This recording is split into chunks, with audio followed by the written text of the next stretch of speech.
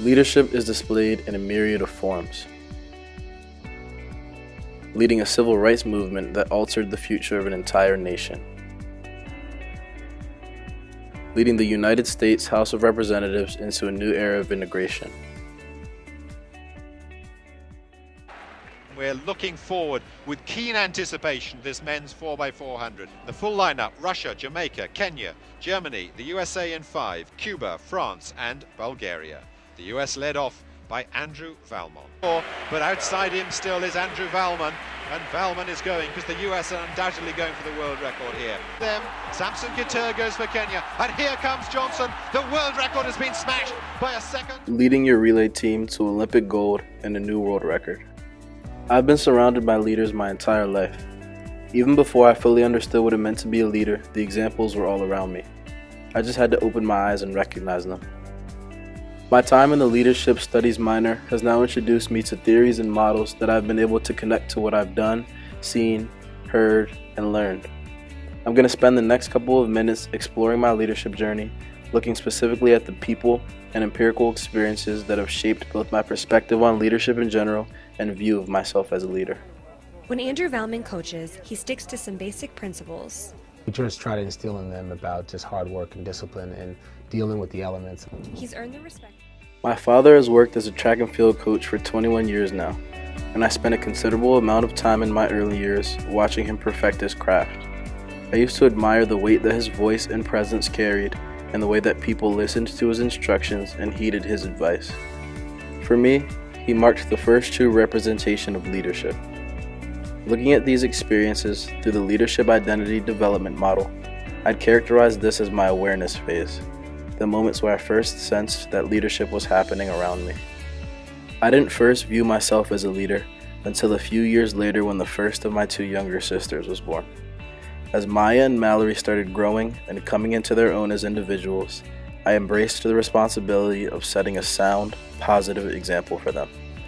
The art of power is a meaningful concept in leadership, and as far as I could see at the time, my role as a big brother imbued me with the power to lead.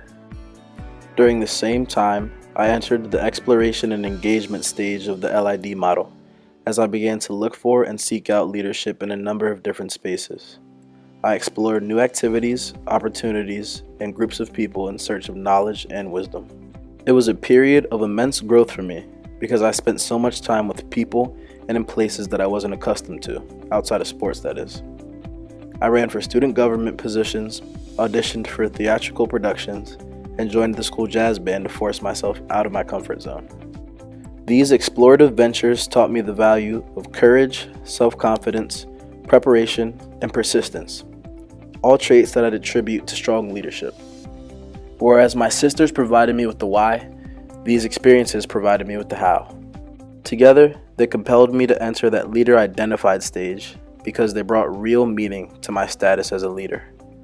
After years exploring and experimenting with leadership, I've highlighted a few components that I really value.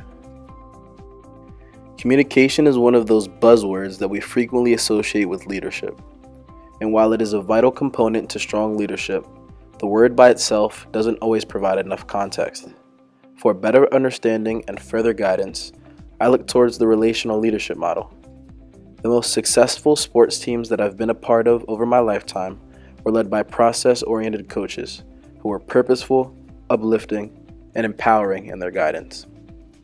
By uniting us in pursuit of common objectives, they helped us to maximize our potentials as teams.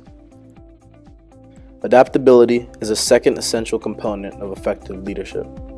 Adaptive leadership involves recognizing the unique challenges specific to different situations and coming up with appropriate solutions. It's a crucial element of leadership because life is super unpredictable, and a leader who is incapable of adapting might end up like this when faced with serious obstacles. Leaders must adjust, seeking out adaptive solutions rather than the easy technical ones. Some people say that it's a lot easier to get to the top than it is to stay there. Adaptability is what allows individuals, leaders, and groups to maintain their success over time. A very wise man once said that you miss 100% of the shots that you don't take. That wise man was Michael Scott. In my eyes, Courage is what ultimately allows leaders to shine through, exhibiting some of the traits that I've highlighted. It's what compels leaders to accomplish great things, inspiring others in the process. Without courage, my father never would have stepped forward to run the leadoff leg for his relay team. My ancestor, Joseph Rainey, never would have blazed the path for African Americans into the House of Representatives had he not dared to pursue a position that no man of his race had ever held. John Lewis, the U.S. Congressman and iconic civil rights leader, never would have had the impact that he did on the nation. As I've matured and grown older, I've sought out opportunities that have allowed me to hone and demonstrate the leadership concepts that I've studied. As a result, I've continued to progress through the LID model. My time with the Student Athlete Advisory Committee here at the University of Maryland has helped me broach the leadership differentiated phase in the way that I've participated in more peer-to-peer interactions rather than leader-follower interactions. It's allowed me to practice skills that promote meaningful conversation, such as mediating. Back at home, I've spent time tutoring and mentoring 5th graders at my former elementary school.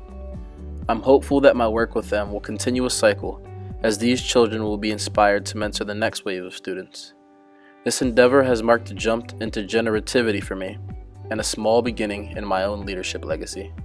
The last step of the leadership identity development model, integration synthesis, is marked by continued learning, development, and confidence in leadership for an entire lifetime. I don't think that I've reached this stage yet, and that's okay, because my own leadership journey is far from complete.